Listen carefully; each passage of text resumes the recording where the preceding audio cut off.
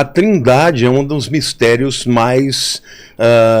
a gente pode compreender, mas não compreender com toda a profundidade, né? A Bíblia diz que Pai, Filho e Espírito Santo, os três são um, né? E na verdade é Deus. Então, Deus Pai, Deus Filho, Deus Espírito. Agora, Cristo, antes de nascer, ele já era Deus eterno. Só que ele é o Verbo, é o Logos, né? Lá em João capítulo 1 diz, no princípio era o Verbo, e o Verbo estava com Deus, e o Verbo era Deus. O que significa era o Verbo? Então, o Verbo é o Logos, a palavra grega lá é Logos.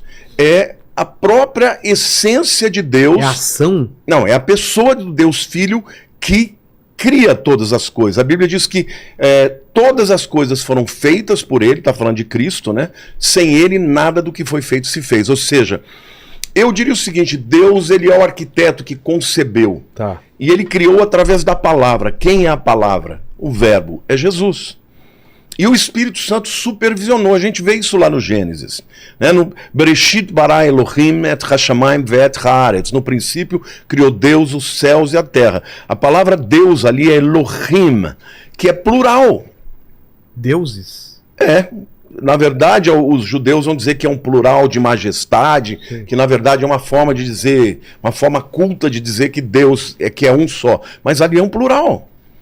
E quando você vê depois Deus falando sobre criar, né, o ser humano, ele fala, façamos o homem à nossa imagem e à nossa semelhança. Então, quem criou o homem também? O Pai, o Filho e o Espírito Santo.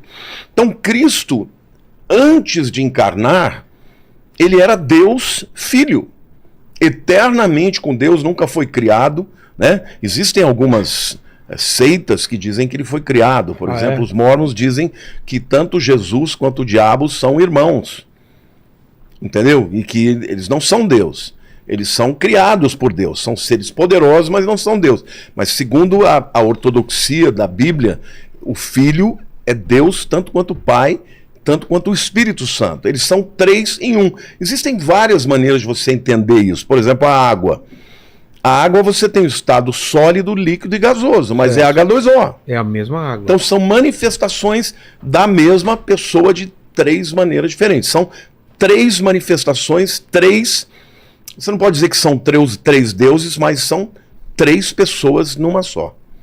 Entendeu? Mas Jesus, antes de encarnar, ele já existia. E na Bíblia é interessante porque muitas vezes ele aparece como mensageiro de Javé.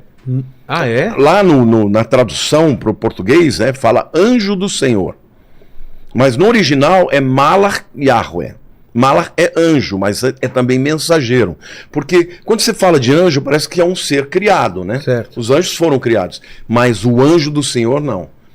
Ele não é criado. É uma diferença também de todos os demais anjos, porque, por exemplo, quando alguém tem uma visão de um anjo qualquer, ele é um ser extraordinário. Então, normalmente a pessoa não aguenta ficar de pé, ela cai em adoração. E os anjos, quando eles são anjos criados, eles falam, olha, não me adore, levanta, eu sou servo do Altíssimo como você. Mas o anjo do Senhor não, ele aceita adoração.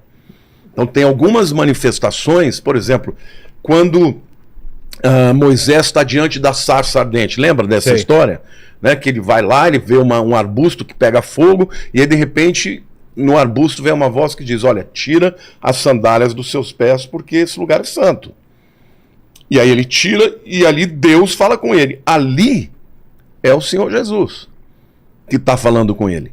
E é interessante porque muitos anos depois, né, quando Josué está para cruzar o Jordão para enfrentar a cidade de Jericó, ele tem uma aparição, ele vê um homem com uma espada desembainhada, e aí ele olha e percebe que é um ser sobrenatural, e ele pergunta, você é um dos nossos ou é do exército inimigo? Aí ele diz, não, eu sou o capitão dos exércitos do Altíssimo. Tira as sandálias dos seus pés, porque esse lugar é santo. Quer dizer, de novo... ordena que ele tire as sandálias, ou seja, ali é Jesus. Então Jesus já começa a agir antes de aparecer como homem. Agia como o mensageiro. Eu não gosto de usar o anjo do Senhor, porque parece que confunde, é o criatura. Não, é o mensageiro. Hebreus capítulo 1 diz assim, olha, tendo Deus outrora falado de muitas vezes, de muitas maneiras, aos pais, pelos profetas, nos últimos dias nos falou pelo Filho.